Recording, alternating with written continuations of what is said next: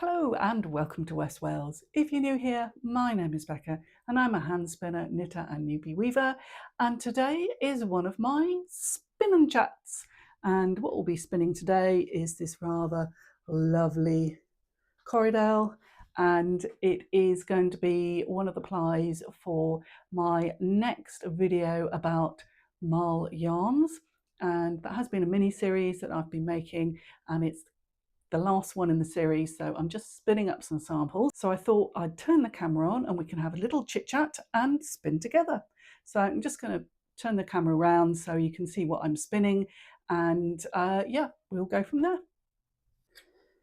So I'm spinning on my mid-1980s Ashford traditional. If you are an Ashford traditional spinner, I just about said that, okay, then, and you're not sure what date your spinning wheel is, Ashford do have like a page on their website where you can go and look and date them, and generally various design bits change on them, so the maidens change and the spokes on the wheels change, and generally you can come up with a fairly accurate date, and I think mine is sort of mid-80s. And as my formative years were in the mid-80s, we're well suited. I'm going to spin short forward draw. I actually don't think this is Corridel. I thought it was Corridel. I think this is Merino. Now I'm spinning it. It was from a bag of Millens, and yeah, it's not Corridel. Oh well, never mind. Can't complain at Merino, can you? Other than I think I might just have to change the tension a bit and think about how I'm spinning a little bit harder.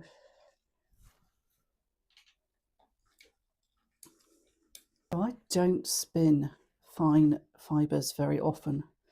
I think the tension's okay. I might actually turn the tension up a little bit. Well, actually, no, I'm going to turn the tension down a little bit. I don't spin fine fibres very often. So I'm just going to kind of, yes, it is skating through my hands. It is definitely not Corridel. So Corridel is a good beginner's fibre, I think. A lot of people start with Corridel. You're going to have to excuse the kind of background noise because we've got all the doors and windows open. It's a really warm day here.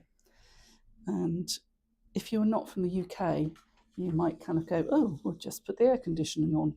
No, UK houses do not have air conditioning. We have 3 hot days a year, so we don't really have air conditioning. Right, I'm going to try and slow this all down a little bit and just spin in a slightly different way. So I've just spun up my first sample that's going to be for the video that hopefully is going to be out on Sunday.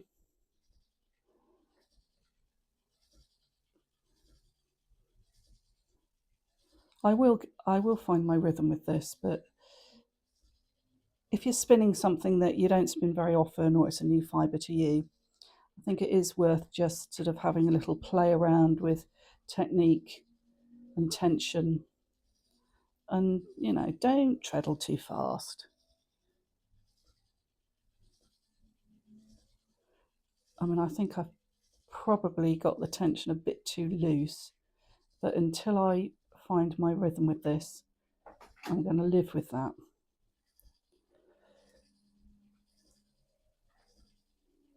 I think this is the right draw. Short forward draw is right for it. I mean, it's a comb top, so that's probably what you want to do.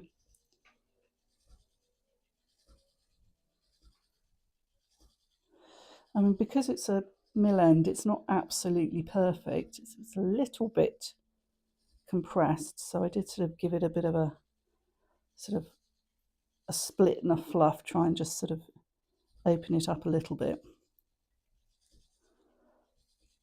And what I don't want to do is have a death grip,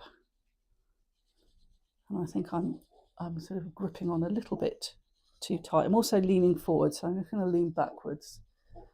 Yeah, kind of getting the feel of it now. All right, let's have a look at what this tension is like. I think it's going to be wrong. Oh, it's not, you know what? It's not terrible, actually.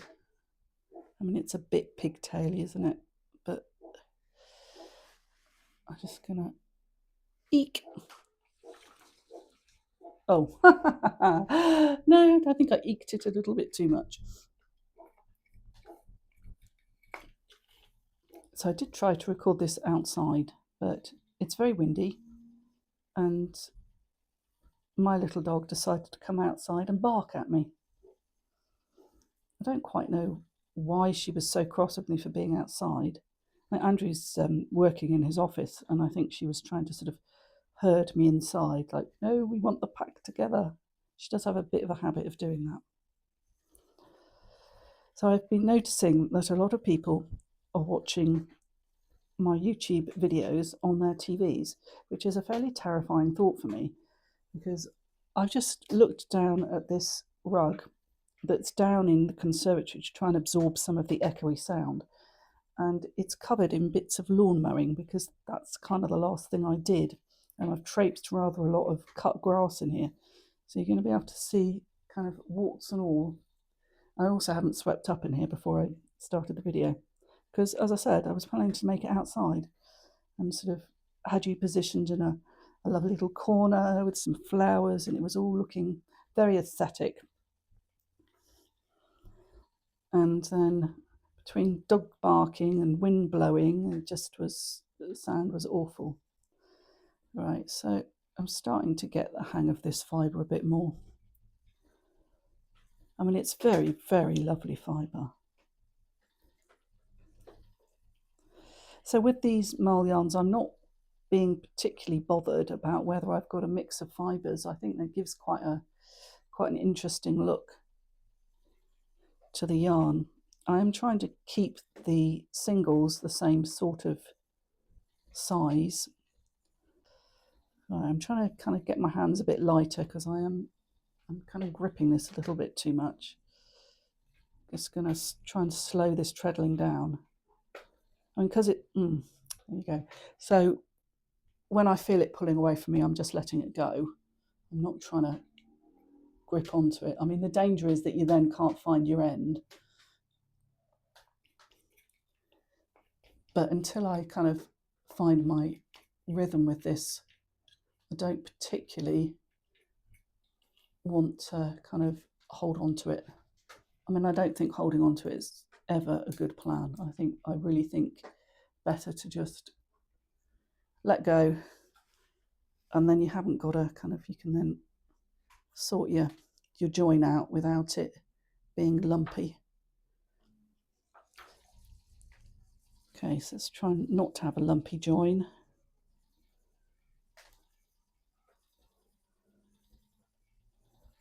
Ah, yes, I'm getting there. It's starting to feel like it's going to be a nice, relaxing spin. So, as ever, let me know what you're working with. It's always fun to hear about other people's projects. I think Tour de Fleece is coming up fairly soon, so I think a lot of people are prepping for Tour de Fleece. Honestly, never do it.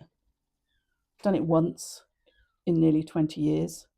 So I was just trying to work out whether it's 19 years or 20 years since I learnt to spin. I think it's 19, which is a terrifying thought. So I did learn to spin on a drop spindle, and I've said this many times, I am not particularly a spindle spinner. As soon as I learned how to spin on a wheel, I just switched to spinning on the wheel.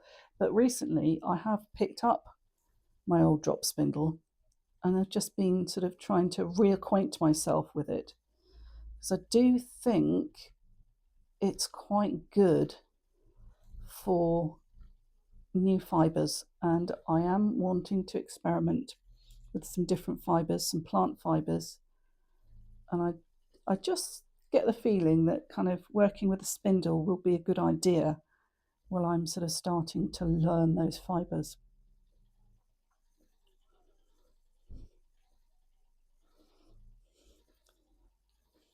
So in my last sort of vloggy project update video, I had some questions that came out of that, and a couple of people asked me for some more details on the wrap I was knitting. And I say was because I have now frogged it again. I'd frogged it once and I've now frogged it again because I was trying to knit it and watch a movie. Not a good plan when you're doing lace. I mean, not that it's a complicated lace pattern, it really isn't, but it was, I just got distracted and I lost my pattern and I just couldn't find it again. So I have got some tips from very kind people who have told me various tips for kind of not losing your place when you're doing lace work, because I really am a self-taught knitter. Although I've been knitting since I was a teenager, my mum knew how to do sort of knit and purl and cast on and cast off, and that was it. And the rest of it I've sort of just taught myself. And I really haven't done very much lace work. So I thought, oh, this is a nice straightforward lace pattern. I really like the look of it. I'm going to give it a go. And yes, it is great. I am working with a very nice handspun. It's Gotland. It's really lovely. And it was, I spun it, when did I spin it? Well, probably, I don't know that it's on the channel actually. It was spun over the winter and I was spinning in it's a woolen spun opposed to a combed spun. And in Gotland, you quite often kind of comb because it's a long wool. But this is not actually a particularly long fibred example. And so I was able to make row legs on my hand cards. I'm loving working with the yarn. It's really lovely, but yeah, my lack of ability is a little bit embarrassing. Yeah, so when I haven't frogged it again, because now I kind of know what to do. I will persevere with it because it's quite a quick knit. It's on big needles, so I will share that. I also got a question about the stationery design I do, and very quickly, most of the stationery I do is invitations, and I sell it on Zazzle, which is a print-on-demand site. So something that has just happened in the last few months is that dear old Zazzle, who I have been selling with for nearly 6 years, it might even be 7 years, have changed how they pay their creators. Plus, kind of political things have happened and the exchange rate has changed. So I am now not earning what I was. And although it is very much just a part-time income, has been a bit of a financial shock to the system. So one of the reasons I was looking at designing fabric was not only because it was see, that's what happens when you don't concentrate. Not only because it was something I'd always wanted to do, but because actually I do need to make a little bit more money. And yeah, it has been, as I say, a bit of a shock to the system, not having quite as much money coming in as I was. So yeah, that was in the past, I've always said to people, if you enjoy sort of card making or something, then why not look at Zazzle, because it's a great thing, and it's fairly straightforward to sorry, I'm just go away. It is fairly straightforward. I'm now kind of thinking, I'm not sure I'm going to recommend it, so I might actually be changing where I sell my stationery, and I might actually finally open an Etsy shop.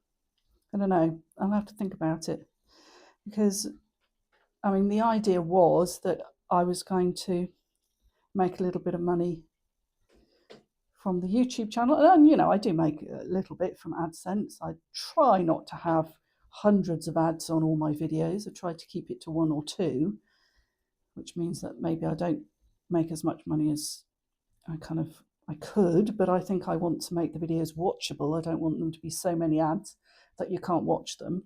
Lily has just joined me, and she's probably not in shot because I've come in a bit closer so you could see a bit more of what was going on to the bobbin. And for some reason, I keep wanting to lean forward, but I am now starting to get the hang of this a bit more. I've still broken it a couple of times, but we're getting there. We are getting there. I don't know why I don't spin merino very often. Just kind of, I suppose I've been interested in other breeds and spinning the other breeds. And it just sort of happened that way rather than there being a kind of I hate merino, which I don't at all. But I have got a very fine fibre in the stash that at some point I want to spin for the channel. And I'm nearly at the point where I've sort of caught up with all my video ideas. I've still got some more of the rare breeds to carry on doing. I mean, I'm just going to kind of carry on doing that as and when. I mean, I've just about stopped posting on Instagram. I just do not get on with Instagram. So I think the rare breed spin along hashtag has sort of got a little life of its own, and there's a couple of people that have really kind of taken that over, and I'm very, very grateful because I'm just not posting on there. And it is important that people do try these different fibres and that we don't lose these different breeds because they bring a diversity to our spinning and our fibre arts, and it's important not to lose them. So, okay, right, I'm starting to get the feel of this now. It's taken quite a while. I have to plan things quite a long way in advance because obviously you need to get fibre. And so as I say, I've got 2 lots of fibre for the rare breed spin along, and I've got this very nice, super exotic, well, it's not super exotic, quite exotic fine fibre to spin. And then I'm kind of probably going back to the stash. So if you have any particular videos that you'd like to see on the channel, and I lost it again. I am getting the rhythm of this, but I say I keep losing my rhythm, and that happens. So when you're spinning fine stuff like this, and you're spinning it quite light, as in quite a light weight, it's really easy to lose the end in your bobbin. And I do find it helps is if you feel like the fiber's running away from you, just let it go, because the more you hold on to it, the more it'll get buried down into your bobbin, and you'll spend 10 minutes trying to find the end. And one of the other things is just try and keep a mental note as to which hook you're on, so that you kind of know what part of the bobbin to start looking for the end. And if you get really stuck, then wrap a bit of sellotape or sticky tape around your fingers. And so you've got it sort of wrapped around your fingers, and then just kind of go along your bobbin like that, and hopefully you'll pick the end up.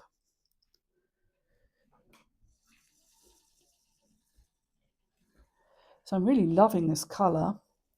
I'm quite excited to share the colours with you that I've got for this yarn. Yeah, so what was I saying? Yes, so I've enjoyed putting together these videos, and I hope that you see using the colour wheel and colour theory as a starting point for working with colour in your spinning, rather than rules that you have to abide by. And I would encourage you just to experiment and sort of use some colours that maybe you kind of would never have dreamt of using before. Kind of really clashy colours can sometimes look amazing. So, do lots of sampling, lots of experimenting. And if you're a bit nervous, if you're a bit stuck, then use a bit of colour theory and that can be your starting point. But then as you kind of build up in your confidence, just throw the rules out and do whatever, do what makes you happy. And, happy little accidents. Who says that?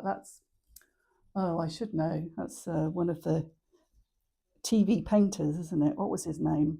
Somebody will tell me in the comments. I can't remember what his name was. Bob something. Happy little accidents. Yeah, and kind of as long as you've got the samples, you can always go back, and maybe you don't have a project for it at that time, but by going back and looking at your samples and keeping a sort of a good stock of little squares of colour experiments, sometimes you kind of go, I know exactly what that will be for. And other times you're just like, well, I shall wait until a good project comes along.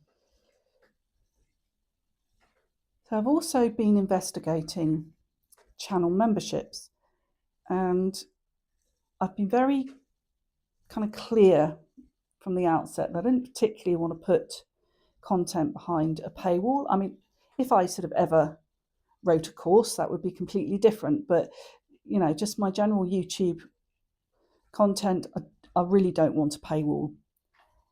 But, and this is a big but, I noticed that Sean from Sean James Cameron channel, who is a gardener and vlogger who lives in, I was going to say the Rumney Valley. No, he lives in the Rhondda, doesn't he? He lives in the Rhondda, and he has a channel membership, and it's for live streams. And one of the things that's always put me off live streams, because I do think that these kind of chatty spin along videos would be quite fun as a live stream, is that you do get trolls on live streams, and you also get people trying to scam people on live streams, and so that has really put me off. So I think by having it behind a paywall, and I'm pretty sure his membership is $2.99 a month, I was like, well, that is a way I might consider doing it. Having said that, I really don't think at this moment I have the time to do live streams. But, never say never. But you can also do a level where I think you can do sort of $1.99, as in £1.99. No idea what that is in dollars at the moment.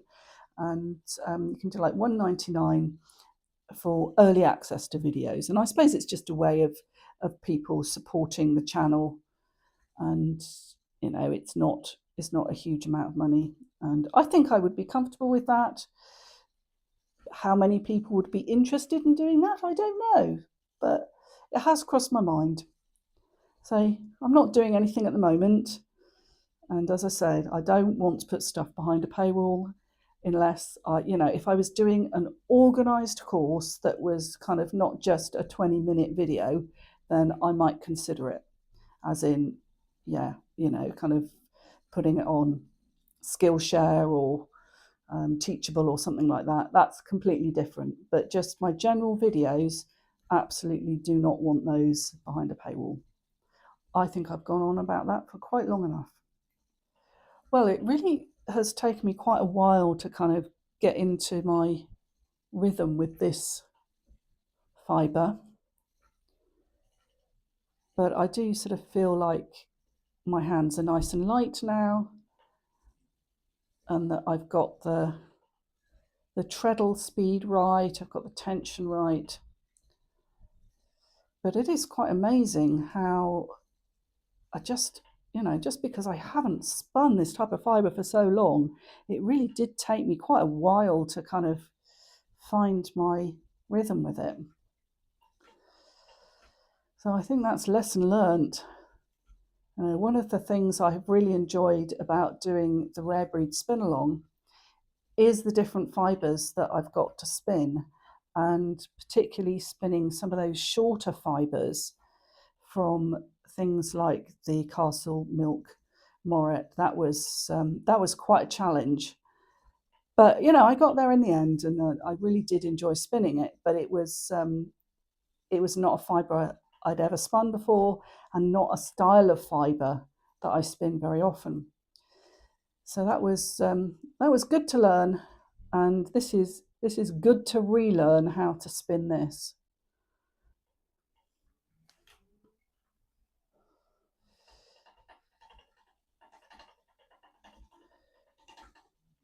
So do you have a go-to fibre that you always spin, a particular breed that you like, or a style of fibre that you like? And if so, what would challenge you? What would be a challenging fibre for you to experiment with, just to kind of either reacquaint yourself with the skill or to learn a new skill? So over the next few months, I definitely want to do a bit of a shopping splurge at World of Wool and get some plant fibres. And I'm very intrigued by nettle fibre. I'm, as I say, if you watched the last video, you know I sort of been researching it and, you know, kind of using wild fibres, using wild nettle fibre. And it's, yeah, oh wow. That's a rabbit hole you can go down. And I think I've been down it.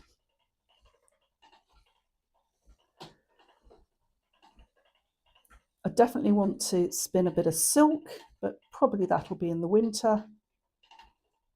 I've done plenty of sari silk, and you know, back when I was first learning, you name the fibre, I probably tried it, because I think we quite often do when we're learning something new. We just want to try all the things, don't we? But I want to have another look at silk.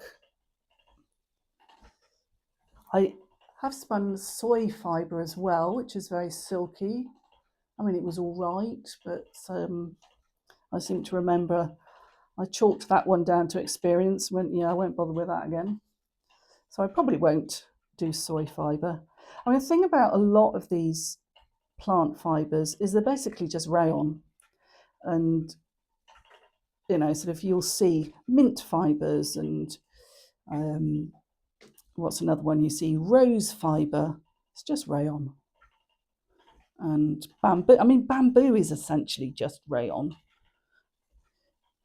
And they, you know, when they're extracting the fibres, they're using sulfuric acid quite often, which is very polluting into the environment and very risky for the workers to work with. So I'm not crazy to try those, but definitely cotton and linen and maybe some hemp and definitely some nettle. Well, I'm going to leave this video here, and I hope you enjoyed just kind of chatting and spinning and you had a nice project to work on. And I will see you for the next in the mini series on Marl Yarns. If you're watching this in real time, fingers crossed, it'll be out on Sunday. So until then, may your needles be swift and your yarns be soft.